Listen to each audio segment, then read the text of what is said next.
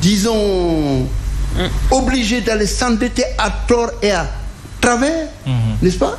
Et qui aujourd'hui éprouvent des difficultés pour contenir un front social qui risque d'entrer à tout moment dans une ébullition. Déedéet ñoom ñàkk pexe ils n'ont pas d'autre option et les gens qui ñi leen voté fan yi ils n'attendent pas, n'est-ce pas, qu'ils se mettent à jouer à la diva ou quoi que ce soit dañoo bëgg ñu donner des résultats suñ ko deful ñu won leen quoi amul sax wax donc ñàkk pexe mooy seen pexe. Cela dit encore une fois le fait que ñu sentir urgence yi c'est bien et on les encourage à en être conscients suñ ko bëggee def nañ taxaw commencer dellu gannaaw si yenn yi ñu toléré. On les a vus récemment faire des actes encore plus graves. C'est quoi? Introduire des transhumants, les pires espèces qui ont pillé les ressources de ce pays ñu leen di may di avec des justifications bancales. Ah bon nee na woowul kenn. waaw loolu ñoom ñoo ko wax tamit nangul ko loolu au moins nangulu ma la ko. maa lank ba tëdd si naaj bi moom moo ne. dama ne la il a soutenu clairement que woowul kenn. xam nga lan lay wax. il a dit publiquement. Malick Sall de xam naa ko moom lan la wax moo ko wax publiquement. C'est lui qui était l'un des plus chauds militants de Macky Sall et qui a détourné de l'argent lan la wax moom. Ah oui, il a détourné de l'argent. Oui. Malick Sall. L'achat des bracelets électroniques. Ah oui. De 300 millions, il a pris il les a acquis à 3 milliards 2 milliards 700 millions volés. Ça peut expliquer li mu def dem transhumé ko. xaw ma mais dama bëgg wax moom lan la wax gars yi communiqué baa ngi fi dañoo wax ne. ñoom dañoo wax ne c'est le PASTEF qui a fait la démarche pour venir vers nous. ñoom loolu lañu wax. xam nga wax benn ñaar gis naa ñuy wax 10 000 mètres carrés nangu nañ ko mais j'ai écrit depuis des mois maintenant que Macky Sall avait donné, tenez-vous bien, 120 kilomètres carrés de terre minière sur la Falémé à Mohamed Kawar ki nga xam ne moom Orca moom ma ko wax. kilomètres carrés. 120 kilomètres carrés je précise sur la Falémé. Bassirou Diomaye Faye yaa ngi dégg Ousmane Sonko yaa ngi dégg récupérer ça ce sont nos biens au nom de quoi Macky Sall ñëw di ko jox sa wàll. 120 kilomètres carrés. loolu c'est défendable. Et donc dama ne la il faut pas commencer à sombrer dans le sentimentalisme. Man j'applique la théorie de Ronald Reagan. Trust everyone but cut the card. On peut faire confiance à qui que ce soit mais il faut couper les cartes. Donc Pastef ak keneen ak man sama bopp sax je préfère que su ma waxee ne daan def lii qu'on me juge, n'est-ce pas, dans les faits, mais pas par rapport à la rhétorique. Vous n'avez pas peur que ça soit des vengeances? Quelle vengeance? Les gens qui sont venus piller les ressources du pays. Donc c'est tout à fait normal. Vous êtes d'accord avec eux que dañoo war a récupérer tout ça? Ils doivent récupérer. Traduire ces gens en justice. Traduire ces gens en justice. Nañ ko commencé seen bopp. Comment ça? ñoom seen bopp dafa mel ni nettuñu de.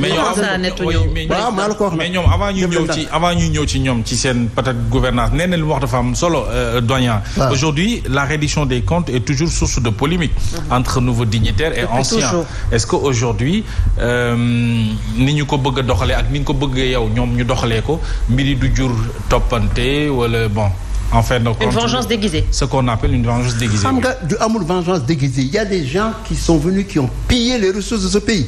jël building yi jël terre yi jël les marchés surfacturés jël le Covid 1000 milliards etc jël des choses yoo xam ne ñun ñoo ko moom ñu def n'importe comment. Ces gens-là amul masla ak ñoom. Gis nga ma wax la benn exemple il y a quelques jours il y a eu am na benn élection boo amoon Botswana.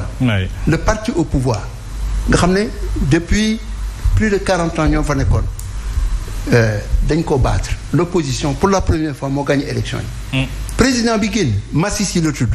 Je viens de recevoir ce matin j'ai reçu ce matin une de mes amies de la BBC Martin Dennis dama ko yónnee chaque jour elle m'envoie ses prestations une interview bu mu def ak Yan Khama l'ancien président fils de Sir Sirleaf Khama le premier président du Botswana. Yan Khama président du Botswana avant Masisi il a dit nous avions bâti dëkk boo xam ne dafa taxaw. parce que le Botswana entre 1966 et 2000 ñoo defoon la meilleure croissance au monde waxuma Afrique au monde. Ils avaient bien géré leur pays, gestion vertueuse.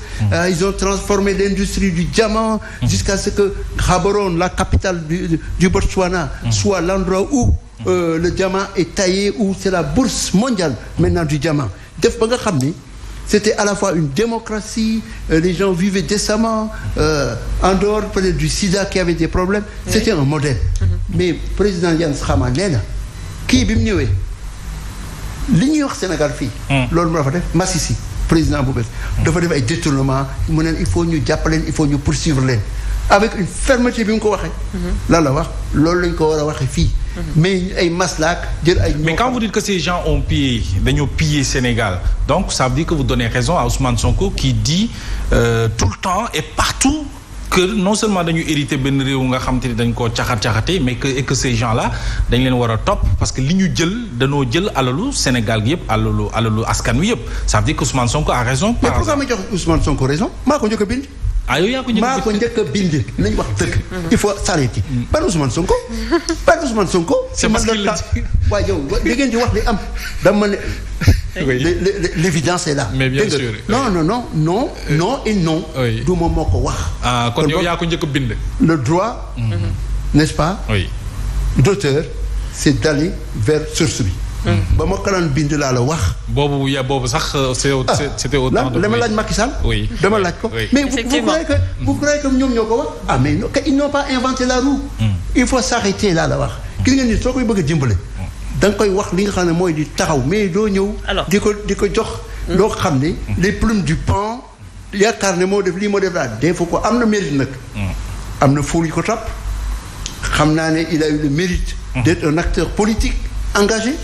xam naa ne Sénégalais yi ñu si bari gëm nañ ko. mais en politique comme on dit name recognition la reconnaissance du nom c'est important loolu am na ko. donc il y a beaucoup d'aspects yoo xam ne sur lesquels je lui dis chapeau parce que man ba ma koy xam muy commencer sa carrière politique moom moo wane dafa bëgg a gis.